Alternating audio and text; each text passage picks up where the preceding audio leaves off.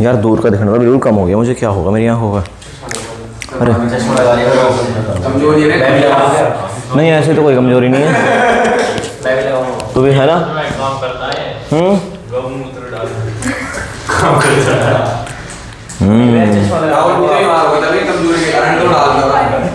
क्या डालता था? अच्छा सुनो, रिफ्रैक्शन थ्रू अ प्रिज्म, ठीक है, प्रिज्म से होगा रिफ्रैक्शन। अच्छा सुनो भाई राहुल, देख बेटे ऐसा मत कर। रिफ्रैक्शन थ्रू अ प्रिज्म, पहली बात रिफ्रैक्शन क्या होता है और दूसरी बात प्रिज्म क्या होता है, ठीक है। रिफ्रैक्शन तुमको पता है पक्का कि लाइट जब एक मीडियम से दूसरे मीडियम में जाती है तो क्या हो जाती है? लाइट बैंड हो जाती है, और इसी बैंड होने को बोलते हैं क्या? रिफ्रैक्शन, पक्का। लेकिन रिफ्रैक्शन के लिए मीडियम का चेंज होना बहुत जरूरी है, ये बात तो लाजमी है कि अगर एक मीडियम से, मीडियम नंबर 1 से मीडियम नंबर 2 में लाइट, ये नॉर्मल है, मीडियम नंबर 1 से मीडियम नंबर 2 जो कि डेंसर है में लाइट जाएगी और ये रेयर है, तो ही रिफ्रैक्शन माना जाएगा। मानते नहीं मानते? अगर ऊपर वाला रेयर नीचे वाला डेंसर, तभी क्या माना जाएगा? रिफ्रैक्शन। या ऊपर वाला डेंसर नीचे वाला रेयर, मतलब एक एयर एक वाटर, या दूसरा पेयर एक एयर एक ग्लास, मतलब जब मीडियम में डिफरेंस होगा तब एक लाइट दूसरे मीडियम में जाएगी, दैट इज कॉल्ड रिफ्रैक्शन। इतनी बात तो लाजमी है। प्रिज्म क्या होता है? आपने बोला प्रिज्म तो हमने खूब देखा है, ट्राइंगल सा होता है जी प्रिज्म तो ऐसा, लेकिन ऐसा नहीं है, ऐसा ही होता है, 3D सा होता है। मतलब ये समझ लो इस ट्राइंगल के पीछे एक और ट्राइंगल, तो ये हो गया इस ट्राइंगल के पीछे एक और ट्राइंगल, और ये कुछ ऐसी शेप वाला। समझ में आ गई बात तुमको पक्का? That is called prism. अच्छा, प्रिज्म का मैं सिर्फ फ्रंट वाला फेस, ये जो फेस है इसका प्रिंसिपल जो फेस है, इसका फ्रंट वाला जो फेस है, इस वाले फेस को लूंगा और इसी से हम करेंगे इसकी पढ़ाई, ABC, ठीक है। इसका प्रिंसिपल सेक्शन है, ठीक है। ये समझो ये जो है ना, ये मैं नाम लिखता हूँ, नाम नहीं लिखता मैं ऐसे ही बोल देता हूँ कि ये जो है ना, ये समझ रहे हो कौन से वाला फेस? ये वाला, ये होगा इसका रिफ्रैक्टिंग फेस। और अगर देखा जाए तो ये जो है ना, ये वाला, ये वाला, समझ गए? ये भी क्या होगा? इसका रिफ्रैक्टिंग फेस। तो ये दोनों हो गए इसके रिफ्रैक्टिंग फेस, और इनके बीच में जो एंगल बना that is called angle of prism, that is called angle of prism. तो ये हो गया इसका जो एंगल A है, ये क्या है? Angle of prism. जल्दी किसी तरह की नहीं, आराम से पढ़ेंगे, टेंशन मत लो, ठीक है। ओके जी, अगर कोई प्रिज्म ऐसा हो तो उसका एंगल ऑफ प्रिज्म तो कम हो जाएगा और इसका एंगल ऑफ प्रिज्म ज़्यादा है, और कोई प्रिज्म ऐसा हो जाए तो उसका एंगल ऑफ प्रिज्म तो काफ़ी ज़्यादा हो जाएगा। बिल्कुल सही बात है, ये एंगल ऑफ प्रिज्म कम है, ये एंगल ऑफ प्रिज्म बहुत ज़्यादा है, और ये भी कुछ ना कुछ है। तो क्या एंगल ऑफ प्रिज्म से कुछ फ़र्क पड़ता है? ये भी हमें देखना है, ठीक है। दूसरी बात, हमें कराना क्या है? डेरिवेट, मतलब डेरिवेट क्या करना है? मैंने कहा रिफ्रैक्शन कराना है प्रिज्म से, और देखना है क्या क्या रिजल्ट आते हैं, ठीक है। रिफ्रैक्शन का मतलब जी एक लाइट आएगी, बिल्कुल आएगी, किसी भी एंगल से आएगी, जिस एंगल से आएगी that is called incident angle. I आके रिफ्रैक्टिंग फेस पे टकराएगी, उसके बाद इस मीडियम में जाएगी, नॉर्मल बनाएंगे, ये नॉर्मल हो गया, इस मीडियम में जाएगी, उसके बाद फिर बाहर निकलेगी, एक और नॉर्मल बनाएंगे और अवे फ्रॉम द नॉर्मल जाएगी। तो मेरी बात समझ रहे हो ना? देखो जी, एक लाइट आई, जानी चाहिए थी ऐसे, हाँ है ना, बीच में कौन आ गया? प्रिज्म।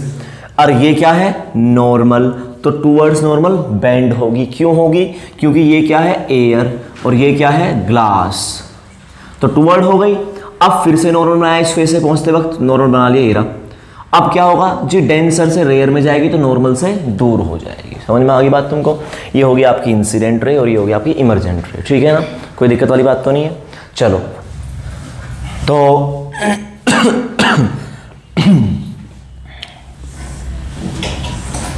भाई डायग्राम आपको अच्छे समझ आना चाहिए, डायग्राम के बिना इसकी वैल्यू 0 है, ठीक है। ये हो गया आपका प्रिज्म का front face, principal section, okay. Prism को पता है, मान लो एक रे आती है जी, बिल्कुल आती है, किसी एंगल पे आती है जी, बिल्कुल ए, that is called angle of incident ray. ये हो गया आपका नॉर्मल, नॉर्मल मतलब सरफेस के परपेंडिकुलर। ये रिफ्रैक्टिंग फेस है, तुम समझ रहे हो? ये फेस रिफ्रैक्टिंग है, ये फेस ये वाला है और ये वाला फेस ये, ठीक है, और ये हो गया आपका बेस। ओके, अब नॉर्मल का मतलब क्या होता है जी? नॉर्मल का मतलब होता है जिस सरफेस से रिफ्रैक्शन होगा, मतलब जिस सरफेस से मीडियम चेंज होगा, उस सरफेस के परपेंडिकुलर जो लाइन है दैट इज कॉल्ड नॉर्मल। तो आपने कहा ये होगा इसका नॉर्मल, ठीक है। आपने कहा फिर अब ये है आपका μ1, ये आपका μ2, फिर आपका μ1। Air, glass, air, rare, denser, rare, कोई दिक्कत तो नहीं है। अब आपने कहा जी रेयर से डेंसर में जा रही है, तो बेंड अवे या टूवर्ड्स, जानी कैसे चाहिए थी? ऐसे, ऊपर नीचे नीचे, क्योंकि नॉर्मल की तरफ को बेंड होएगी। अगर सीधी जानी चाहिए थी, अगर ये प्रिज्म ना होता, लेकिन प्रिज्म तो आया, तो वो उसको नीचे को बेंड कराएगा, ऊपर को। आप बोलोगे ऊपर नीचे से फर्क तो पड़ता है, लेकिन डेंसर की तरफ को, सॉरी, नॉर्मल की तरफ को कराएगा, और नॉर्मल किधर पड़ता है? नीचे, इसलिए नीचे बेंड होगी। समझ में आई बात तुमको? चलो जी, नीचे बेंड हो गई। जानी चाहिए थी देखो ऐसे, अगर ये प्रिज्म ना होता, पर ये तो है, तो नीचे की तरफ को बेंड होगी, और बेंड हो गई मान लो इतनी। कोई दिक्कत वाली बात तो नहीं? चलो जी ठीक है, ये बेंड हो जाएगी कुछ ऐसे, फिर दोबारा इस वाले रिफ्लेक्टिंग फेस से पहुंचेगी, रिफ्रैक्शन फिर से होगा, रिफ्रैक्शन फिर से होगा तो नॉर्मल फिर से बनेगा, और नॉर्मल फिर से बनेगा तो लाइट होएगी बेंड। आपने बोला ठीक है कर देते हैं बेंड। बताओ भाई, डेंसर से रेयर में जानी चाहिए थी सीधी, हाँ है ना, अगर एयर ना आती, पर एयर तो आ गई, मीडियम तो चेंज हुआ, रिफ्रैक्शन होगा। अवे या टूवर्ड्स? अवे का मतलब थोड़ा नीचे को चलिए, कोई दिक्कत वाली बात तो नहीं है, पक्की बात है ना? अब मुझे एक बात बताओ, अगर मैं तुमसे कहूं कि यहां मैं एक मिरर लगा दूं, मेरी बात को अच्छे से समझना, यहां मैं एक मिरर लगा दूं, तो अगर मैं ये रे आएगी, टकराएगी, बिल्कुल पास, बिल्कुल रिट्रेस करेगी अपने पाथ को, प्रिंसिपल ऑफ रिवर्सिबिलिटी। देखो आई, टकराई, टकरा के इस पाथ से वापसी जाएगी, फिर यहां जाएगी, और फिर यहां बिल्कुल अपने पाथ को रिट्रेस करती हो जाएगी। तो आप रे इधर से भेज लो या उसको वापसी भेजोगे, तब भी वही पाथ फॉलो करेगी। मेरा कहने का मतलब ये है कि इधर से भी रिफ्लेक्शन वही उसी तरीके से होगा, उधर से भी इसी तरीके से होगा, ठीक है। अब बात करते हैं कि एंगल आई, आर, और इसमें पढ़ना क्या क्या है। देखो जी, मैं तुमसे पूछता हूं, रे कहां जानी चाहिए थी अगर प्रिज्म ना होता? आपने बोला रे सीधी जानी चाहिए थी यहां को, पर प्रिज्म आया, तो प्रिज्म ने रे को क्या कराया? आप बोलोगे डेविएट कराया। क्या कराया?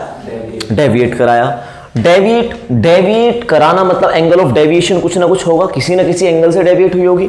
तो आप मुझे ये बताओ फाइनली कहां निकली? आपने बोला फाइनली यहां निकली, और इनिशियली यहां चली थी, है ना? तो देखा जाए फाइनली इधर निकल रही है, तो आप बोलोगे इसका मतलब ये वाला एंगल क्या हो गया? डेविएशन, एंगल ऑफ डेविएशन, ठीक है। वैसे मैं ऊपर को नहीं, मैं नीचे को एरो बनाऊंगा, क्योंकि नीचे को डेविएट हुआ है। कोई दिक्कत वाली बात तो ना? उस बात से तो मैं ऐसे ही बोल दे रहा हूँ, सॉरी एम नहीं, सिर्फ डेल्टा, ठीक है। ये हो गया आपका डेल्टा, एंगल ऑफ डेविएशन। अच्छा, इतनी ज़्यादा डेविएट हुई।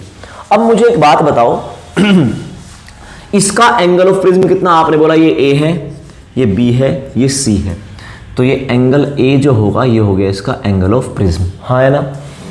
इस एंगल ऑफ प्रिज्म ने इतना डेविएशन दिया, या इतने एंगल ऑफ प्रिज्म ने इतना डेविएशन दिया। अगर मैं प्रिज्म का एंगल चेंज कर दूं, क्या ये डेविएशन जो है ये कम ज़्यादा होगा या सेम रहेगा? इस बात को हम, हाँ चेंज होना ही चाहिए मेरे ख्याल से, क्योंकि आप इसको चेंज करोगे तो सीधी सी बात है इस रे में जो इमरजेंट रे है, कोई ना कोई तो चेंज जरूर आएगा इसकी डायरेक्शन में। तो हमें वही देखना है कि अगर मैं एंगल ऑफ प्रिज्म बढ़ाऊं तो डेविएशन बढ़ेगा या घटेगा। समझ में आ गई बात तुमको? मतलब angle of deviation angle of prism पर किस तरह से डिपेंड करता है? डिपेंड करता भी है या नहीं? समझ में आई बात तुमको? एक चीज तो क्या करनी है, डेविएशन को समझना है। चलो ये बताओ ये क्या है? आपने बोला इंसिडेंट रे, तो ये कौन सा एंगल हुआ? इंसिडेंट एंगल ऑफ इंसिडेंस, ठीक है ना? ये आपकी रे हो गई P, ये पॉइंट Q, ये R, और ये आपका S मान लो, ठीक है भाई? PQ RS, PQ रे चली, इंसिडेंट हुई ए बी फेस पर, सब कुछ लिखा हुआ है नोट्स में, पढ़ लेना जो मैं बोल रहा हूं। पी क्यू रे चली, कहां इंसिडेंट हुई, ए बी फेस पर। फिर ये पी क्यू रे रिफ्रैक्ट हुई क्या, क्यू आर, हाँ है ना, रिफ्रैक्शन हुआ। उसके बाद फिर से रिफ्रैक्शन हुआ, मतलब बाहर निकली। तो रिफ्रैक्शन एक बार हुआ है, दो बार हुआ, दो बार, एक बार जब एंटर करी, एक बार तब निकली। समझ में आई बात तुमको, दो बार रिफ्रैक्शन हुआ है। चलो ठीक है, अब ये बताओ, ये तो हो गया एंगल ऑफ इंसिडेंस। पहली बार रिफ्रैक्शन हुआ इस फेस से। नॉर्मल कहां है, आपने बोला देखो सरफेस ये रहा, सरफेस के परपेंडिकुलर होता है नॉर्मल, तो ये हो गया आर, एंगल ऑफ रिफ्रैक्शन, हाँ है ना, एंगल ऑफ रिफ्रैक्शन हुआ। अब मैं तुमसे पूछता हूं, चलो ठीक है, अब ये रे इंसिडेंट हुई इस वाले फेस पर, तो फिर से इंसिडेंट हुई, हाँ है ना, और यहां फिर से रिफ्रैक्ट हुई, कोई दिक्कत वाली बात तो नहीं है। अच्छा, तो ये बात तो समझ में आती है कि ये इमर्जेंट एंगल होने वाला है, इस एंगल से रे इमर्ज होगी, हाँ है ना, तो मेरी बात समझ रहे हो ना। अरे भैया इस एंगल से क्या होने वाला है, इमरजेंस होने वाला है ना, तो एंगल ऑफ इमरजेंस हुआ। अच्छा, ये क्या है, आपने बोला ये इस वाले एसी फेस पर एंगल ऑफ इंसिडेंस है, ये समझ नहीं आ रहा। देखो ये क्या है, नॉर्मल, किस सरफेस पे, इस सरफेस पे, ये जो नॉर्मल है। और ये कौन सी रे है, आपने बोला ये जो रे है रिफ्रैक्टेड रे है, जो रिफ्रैक्ट हो रही है इस वक्त, तो आपने बोला ये वाली रे इस वाले फेस पर इंसिडेंट हुई है। पहली बार इंसिडेंस यहां हुआ, तो मैंने बोला इसको I1, पहली बार रिफ्रैक्शन हुआ R1, दूसरी बार इंसिडेंट हुई रे तो I2, और ये होगा आपका R2। क्या आपको मेरी बात समझ में आती है, नहीं आती, पक्की बात है ना। और ये R2 जो है ना एंगल, इसी एंगल को बोलूंगा एंगल ऑफ इमरजेंस, हाँ है ना, क्योंकि इसी एंगल से रे क्या हुई है, इमर्ज हुई है। कोई दिक्कत वाली बात तो नहीं है, यहां तक आपको सारा सीन समझ में आ गया। अच्छा, अगर मैं तुमसे कहूं कि ये क्या है, आपने बोला मिरर है, कितने डिग्री पे है, 90 डिग्री पे है। अब मैं तुमसे फिर पूछता हूं, रे ऑप्टिक्स के हिसाब से एंगल ऑलवेज मेजर फ्रॉम, ये जो रे इंसिडेंट हुई है कितने एंगल पर हुई है, कितने डिग्री पे हुई है, 0 डिग्री, तो वापसी भी कितने जाएगी, 0 डिग्री, मतलब सेम पाथ फॉलो करेगी। तो देखा जाए रिवर्सिबिलिटी के हिसाब से, ये इधर से अगर मैं रिफ्रैक्शन कराऊंगा तो ये क्या बन सकता है, एंगल ऑफ इंसिडेंस, और ये बनेगा एंगल ऑफ रिफ्रैक्शन, फिर ये बनेगा एंगल ऑफ इंसिडेंस, और ये बनेगा एंगल ऑफ रिफ्रैक्शन। समझ में आई बात तुमको, क्लियर है बात। तो इसलिए इन्होंने ऐसा कुछ किया कि आप एक काम करो, देखो एंगल कोई भी ले लो, एंगल तो वही रहने वाला है, नाम कुछ भी लो, कोई फर्क थोड़ी पड़ेगा, पक्का ना। अगर मैं इसको एंगल x कहूं और दूसरा बच्चा कह रहा ना जी y कहूंगा, मैं तो कह ले, रहेगा तो उतना ही एंगल जितना है, पक्का। चलो तो खैर ठीक है, मैंने बोला देखो 1 2 का कोई सीन नहीं होगा, ये इंसिडेंट हुई, ठीक बात, रिफ्लेक्ट हुई, ओके। अगर मैं इधर से इंसिडेंट कराता तो कितना होता, I' होता, कुछ ना कुछ तो होता, पर क्या ये E के या R2 के बराबर ना होता, आपने बोला उतना ही तो होता, लेकिन मैंने नाम दे दिया इसका I', क्या नाम दिया, और रिफ्रैक्शन होता, मैंने इसका नाम दे दिया R', हाँ है ना, कोई दिक्कत तो नहीं है भाई इस बात में। तो ये हो गया I, ये हो गया R, ये हो गया I', ये हो गया R', I' is the angle of emergence, ठीक है ना, कोई दिक्कत तो नहीं है इस बात में। चलो ठीक है, अब क्या करें आगे। देखो ज्योमेट्रिकल ऑप्टिक्स है, ज्योमेट्री ही लगेगी। अब आपने देखो इसके बाद सिर्फ इतना दिमाग लगाना है कि मैं कौन सा ट्राइंगल लूं या कौन सा क्वाड्रिलेटरल लूं कि मेरी प्रॉब्लम सोल्व हो जाए। प्रॉब्लम क्या है जी, प्रॉब्लम ये है कि मुझे ये डेल्टा भी चाहिए, मुझे ये डेल्टा भी चाहिए अपने डेरिवेशन में, ओके, और मुझे ये ए भी चाहिए और ए भी चाहिए। I' I R कुछ भी आए मुझे इस बात से फर्क नहीं पड़ता, ये भी आ जाए कोई दिक्कत नहीं है, I के साथ, I' के साथ, R के साथ, R' के साथ, सबके साथ डील कर लूंगा, लेकिन मुझे ये दोनों भी चाहिए। तो मेरी बात समझ रहे हो ना। तो मुझे वो चीज लेनी पड़ेगी या वो ट्राइंगल लेने पड़ेंगे जिसमें सारी चीजें हों, एक से ज्यादा कैलकुलेशन हो कोई फर्क नहीं पड़ता, ठीक है। तो चलो जरा मैं देखता हूं, इसका नाम है A, ये मैंने बोल दिया M, और ये मैंने बोल दिया N, ठीक है। अब देखना जरा, अगर मैं तुमसे कहूं कौन सा ट्राइंगल लूं, MQR, देखना ट्राइंगल MQR, तुम्हारे हिसाब से करो जैसे बिल्कुल कुछ नहीं आता, ओके, बस मैं ट्राइंगल लिए जाऊंगा, कुछ ना कुछ सॉल्यूशन जरूर मिलेगा।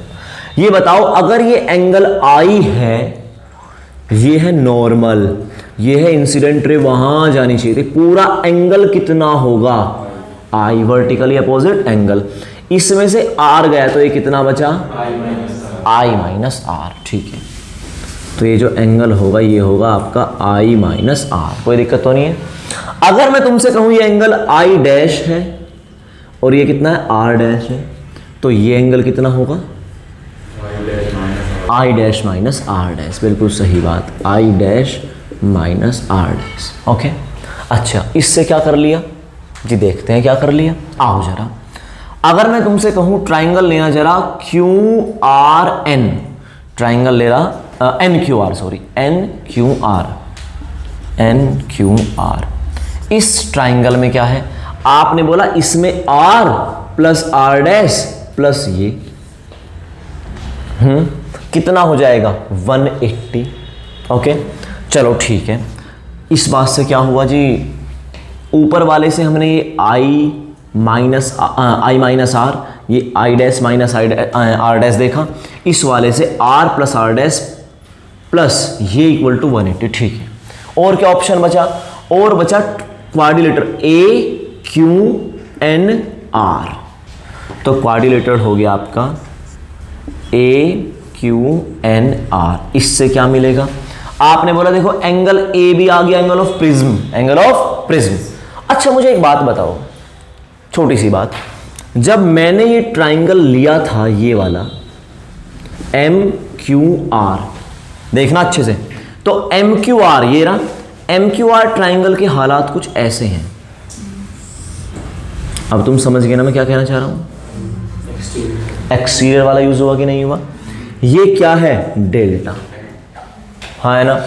ये क्या है, आई माइनस आर, ये क्या है, I dash minus R dash. तो कह दो ट्राइंगल एम क्यू आर से, ट्राइंगल एम क्यू आर से डेल्टा मतलब डेविएशन इक्वल टू आया I minus R plus I dash minus R dash. कोई दिक्कत वाली बात तो नहीं है भाई। देखो इस ट्राइंगल से कुछ ना कुछ मिला, आपने बोला तो इस हिसाब से तो आई वाले एक साथ ले लो, आर वाले एक साथ ले लो, तो डेल्टा मतलब डेविएशन बराबर आ गया I plus I dash minus R plus R dash. क्या ये बात आपको समझ में आई कि नहीं आई, I plus I minus R dash, minus ले कॉमन तो आर प्लस आर डैश। इतनी बात समझ में आती है, चलो ठीक है। यार खांसी हो गई। देखो एन क्यू आर से क्या मिला, आपने बोला एन क्यू आर से इतनी सी बात मिली, R plus R dash plus angle N equal to 180 degree.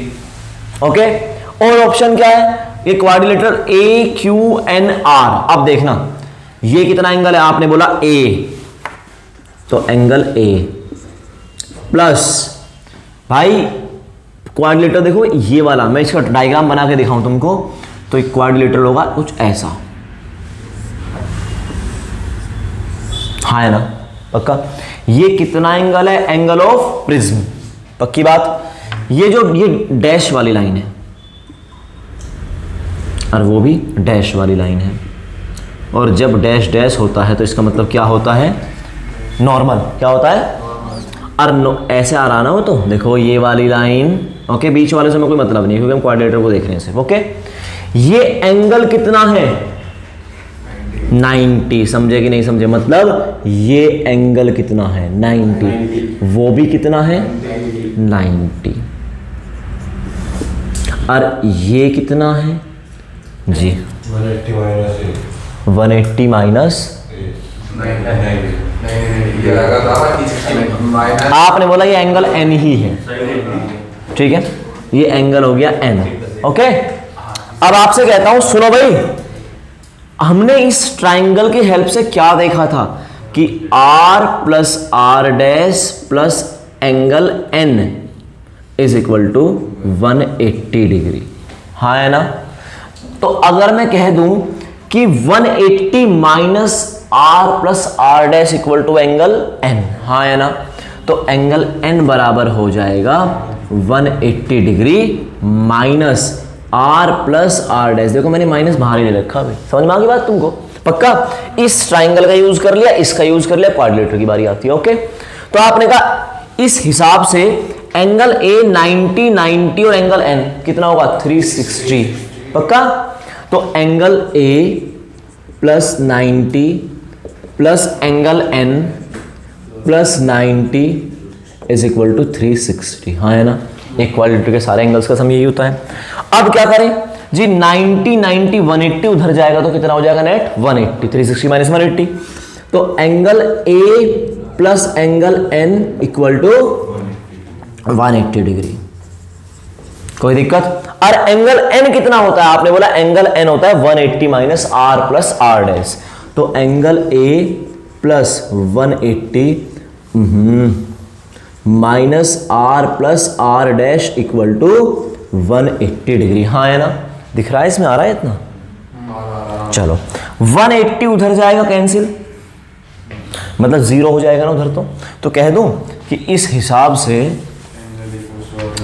Angle A minus R plus R dash equal to 0। हाँ है ना? हाँ, अरे वंश तेरे लिए बता रहा हूँ बस ये बात मैं तो ये सीधे ही बोला था। अच्छा, इतनी टैलेंट हो गया अब तो समझ में आ गई बात तुमको? हाँ, अच्छा हाँ, तुमने डायरेक्ट रिजल्ट बोला था कि इक्वल टू ये होता है, लेकिन रिजल्ट डायरेक्ट नहीं चाहिए था। सुनो मेरी बात, मुझे बिल्कुल नहीं आता था।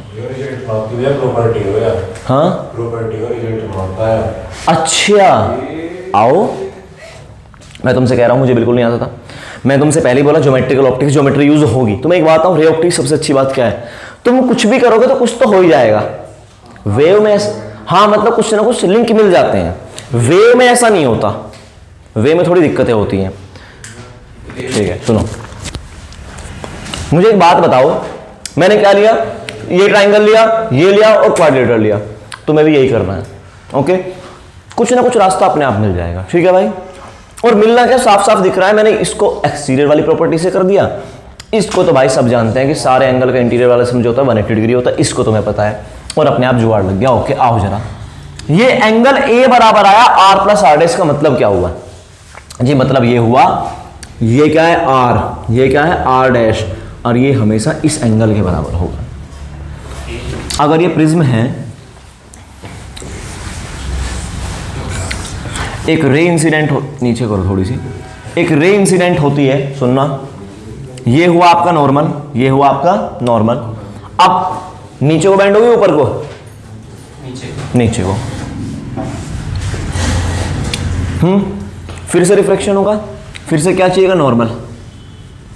अब अवे, हाँ है ना, ये एंगल कौन सा है आर, ये एंगल कौन सा है, क्योंकि ये आई था और वो था, और ये क्या है एंगल ऑफ प्रिज्म ए।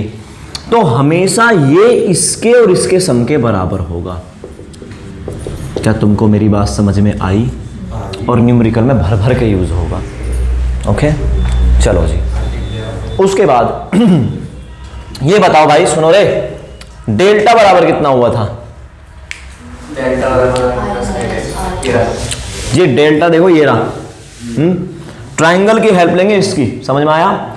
ये आई तो ये पूरा एंगल भी बताया था ना, ये हुआ आर तो ये ऊपर वाला बचा आई माइनस आर, ये वाला हुआ I dash minus R dash. हाँ है ना? तो हाँ ये रहा ना, ठीक है।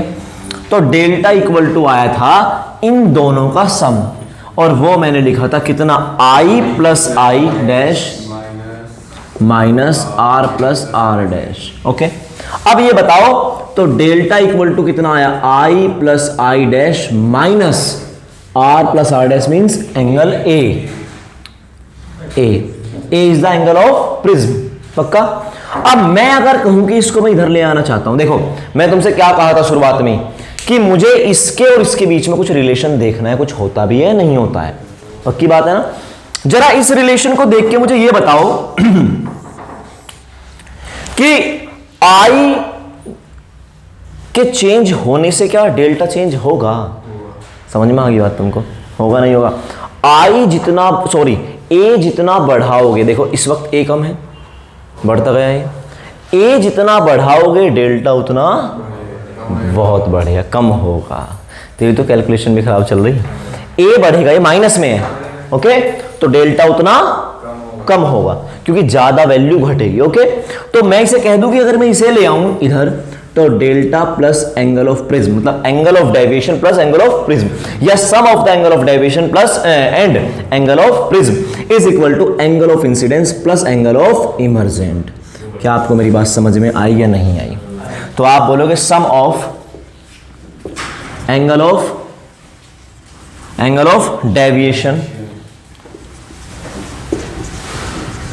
And angle of prism is equal to, हाँ भाई, एंगल ऑफ इंसिडेंट या incidence sorry and angle of emergent, angle of emergence. कोई दिक्कत वाली बात तो नहीं है, ये आपने प्रूफ कर दी बात, पक्का। अच्छा, और क्या है इसमें? और मिनिमम डेविएशन का सीन आने वाला है, ठीक है ना, कि ये जो है ये मिनिमम डेविएट कब करेगा, ठीक है ना, मतलब ये जो एंगल ऑफ डेविएशन है, डेविएशन मिनिमम कब होगा, ठीक है। चलो, variation of angle of deviation, angle of deviation सब जानते हो। एंगल ऑफ डेविएशन का मतलब होता है कि किसी एंगल से रे इंसिडेंट हुई एक प्रिज्म पर, देखो भाई, किसी एंगल से इंसिडेंट हुई, वो यहां जानी चाहिए थी, सीधी जा रही थी बेचारी, अब ये हुआ नॉर्मल, एक नॉर्मल ये हुआ, वो यहां हुई और फिर यहां गई, तो देखा जाए जानी चाहिए थी ऐसे और निकली यहां पे,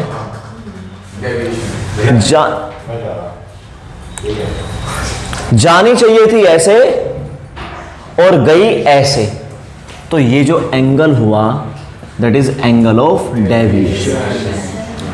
इसे थोड़ा सा पीछे बढ़ा दो क्योंकि एंगल तो वही होने वाला है, ठीक है ना, तो ये जो एंगल कह दो ये वो एक ही बात है, ठीक है। तो एंगल ऑफ डेविएशन हुआ, पक्का। अगर मैं तुमसे कहूं कि एंगल ऑफ डेविएशन क्या इस एंगल ऑफ इंसिडेंस पे डिपेंड करता है, देखो ये एंगल आई, क्या इस आई के चेंज होने से डेल्टा चेंज होता है या नहीं? तो देखो भाई, तुम्हें सिर्फ एक प्रिज्म लेना है, एक लेजर लाइट लेनी है, रूम की लाइट बंद करनी है, राहुल लेजर हाथ में तेरे है और उससे ऐसे ऐसे करना है प्रिज्म में, ठीक है ना। अब तुम्हें ये देखना है कि जब तुम्हारा एंगल ये चेंज होगा तो डेविएशन मिनिमम रहेगा या मैक्सिमम। तो प्रैक्टिकली ये देखा गया, क्या देखा गया कि देखो मैं एंगल ऑफ इंसिडेंस वक्त कितना था, 0। देखो देखो ये एंगल ऑफ इंसिडेंस है, ये डेविएशन है, ठीक है ना। अच्छे सुनना मेरी बात को, क्योंकि यहां से कुछ चीजें सोल्व होंगी, तुम्हारी अगले डेरिवेशन के लिए कुछ बात आएगी, ठीक है। तो कह रहा है कि देखो ये है I angle of incidence, angle of incidence इस वक्त है ही नहीं 0। 0 का मतलब होता है रे ऐसे आ रही है, angle always measure from normal, और मतलब इंसिडेंट रे यही आ गई। कह रहे ठीक है, तो उस वक्त डेविएशन कह रहे कुछ भी नहीं जी, अभी तो कुछ भी नहीं हुआ, ठीक है। उसके बाद जैसे जैसे एंगल यहां से नीचे आने लगा, बढ़ने लगा, एंगल क्या होने लगा, बढ़ने लगा, तो एंगल बढ़ता रहा और एक पॉइंट ऐसा आया जिस वक्त डेविएशन क्या रहा, मैक्सिमम। इस वक्त डेविएशन क्या रहा, मैक्सिमम। उसके बाद आपने सोचा कि मैं और एंगल चेंज करके देखता हूं, और बढ़ेगा। आपने जैसे इसके बाद और एंगल बढ़ाया, इसके बाद और एंगल बढ़ाया, बढ़ाते रहे, तो भाई डेविएशन बढ़ा नहीं, उल्टा घटने लगा।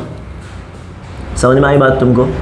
क्या हुआ है, धीरे धीरे कम होने लगा, और जैसे कम होता गया आप एंगल आप बढ़ा रहे हो, एंगल तो आप बढ़ा रहे हो। देखो सुनो, इस एंगल पे आपको मैक्सिमम डेविएशन मिल गया, इस एंगल पे आपको ये मिल गया, ओके। आपने सोचा और बढ़ाता हूं, भाई तुम्हें क्या पता मैक्सिमम है, आपने और बढ़ाया, अब क्या देख रहे हो, डेविएशन कम होने लगा। डेविएशन कम मतलब देखो एंगल ऑफ डेविएशन ऊपर को बढ़ रहा है, नीचे को आने लगा, और इंसिडेंट एंगल तो आप लगातार बढ़ा ही रहे हो, देखो ये बढ़ ही रहा है। इसमें इस ग्राफ से क्या इंडिकेट होता है, ग्राफ आ रहा है नीचे को, इससे इंडिकेट होता है कि आई भी बढ़ रहा है और एंगल ऑफ डेविएशन घट रहा है, हाँ है ना, पक्का। तो यहां आते आते आते आते एक एंगल ऑफ इंसिडेंस ऐसा आया, ये वाला जो आई आया, इस आई एंगल पर जो पर्टिकुलर एंगल आया उस पे डेविएशन क्या हो गया, मिनिमम, तो ये डेल्टा एम हो गया। समझे कि नहीं समझे? एक पर्टिकुलर एंगल पे आपको क्या पता आप भी कि डेविएट मिनिमम हो रहा है, आपने एंगल और बढ़ाया, जैसे एंगल और बढ़ाया तो अब डेविएशन फिर से बढ़ने लगा, जो डेविएशन है ये फिर से बढ़ने लगा, और एक एंगल फिर से ऐसा आया, ये वाला, ये आई, आपने बोला फिर से डेविएशन क्या हो गया, जाते जाते मैक्सिमम हो गया। समझे कि नहीं समझे? तो बात ये है कि आप बस एंगल बढ़ाते जाओ, आप बस एंगल बढ़ाते जाओ, डेविएशन अपने आप चेंज होता जाएगा। आपने कहा कैसे चेंज होता जाएगा, कोई डायरेक्ट नहीं होता, ऐसा कुछ नहीं है। आपने बोला इस वक्त angle of deviation, angle of incidence 0 है, जैसे आपने एंगल बढ़ाया डेविएशन बढ़ा, और एक टाइम ऐसा है कि डेविएशन क्या हो गया, मैक्सिमम हो गया मैक्सिमम। अब आपने सोचा और बढ़ा के देखता हूं, तो देखा कि अब डेविएशन क्या होने लगा है, कम होने लगा है, और एक एंगल ऐसा आया, आप तो एंगल बढ़ाते ही जा रहे हो, और एक एंगल ऐसा है जिस पे डेविएशन क्या हो गया, मिनिमम। ये जो डेविएशन है ना, ये वाला, ये बिल्कुल मिनिमम हो गया। अब आपने और एंगल बढ़ाया, फिर मिनिमम नहीं हो, फिर बढ़ने लगा, और फिर से एक एंगल ऐसा आया कि डेविएशन मैक्सिमम हो गया। क्या आपको मेरी बात समझ में आ गई? तो ये जे शेप का ग्राफ बन गया, ठीक है ना, कोई दिक्कत वाली बात तो, सॉरी यू शेप का, ओके। तो सुनो भाई, मैं इसमें से बोल देता हूँ, छोटी छोटी बात है। कह रहा फॉर अ गिवन प्रिज्म, ठीक है, गिवन ही हमारे पास, ये गिवन प्रिज्म हो गया। कह रहा है for a colour of light, एक कलर के लिए बात कर रहा हूं बस मैं, ठीक है ना। कह रहा angle delta depend on I only. कह रहा आप सिंगल कलर की लाइट लो, मोनोक्रोमेटिक, सिंगल कलर की बोलता हूं फिलहाल मैं, चलो। अच्छा सिंगल कलर की क्यों? क्योंकि अगर आप वाइट लाइट ले लोगे तो 7 कलर होंगे, और प्रिज्म में एक प्रॉपर्टी होती है कि वो सातों की सातों लाइट को, सॉरी, एक वाइट लाइट को 7 कलर में डिस्पर्स कर देता है, सेपरेट कर देता है, स्प्लिट कर देता है, हाँ है ना। तो आपको कलर कैसा यूज करना है, सिंगल, जिससे आपको पता तो चल जाए कम से कम कि हो क्या रहा है, वरना 7 कलर में डिवाइड हो कुछ पता ही नहीं चलेगा क्या हुआ, हाँ है ना। तो इससे आपने जो लाइट भेजी, मान लो ये भेजी आपने ब्लू कलर की, कौन से कलर की, ब्लू, ओके। अब ब्लू कलर की लाइट सिर्फ क्यों, क्योंकि सिंगल फ्रीक्वेंसी, सिंगल सब कुछ है इसमें, और ये स्प्लिट नहीं होगी, मजे की बात, कोई डिस्पर्जन नहीं होगा।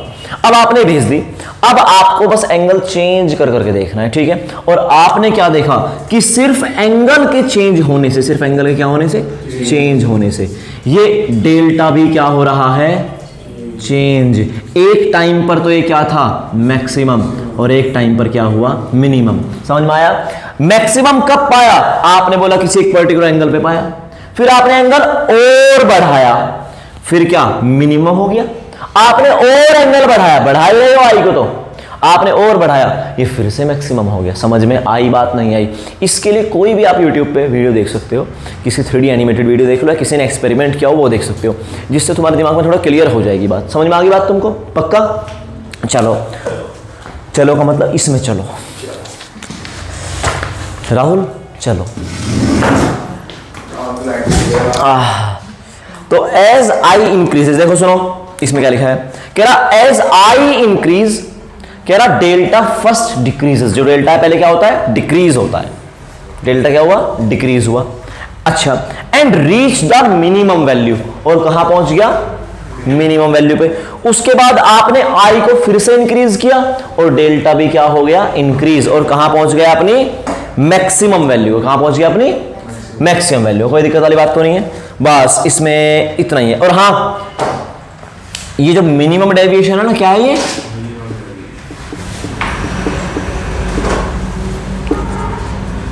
अब हम कल नेक्स्ट लेक्चर में इस मिनिमम डेविएशन को और अच्छे समझेंगे। क्या तुमको मेरी बात समझ में आ गई कि मिनिमम डेविएशन एक पर्टिकुलर एंगल ऑफ इंसिडेंस, जैसे मैंने बोल दिया आई डैश पर आता है, हर एंगल पे नहीं आता।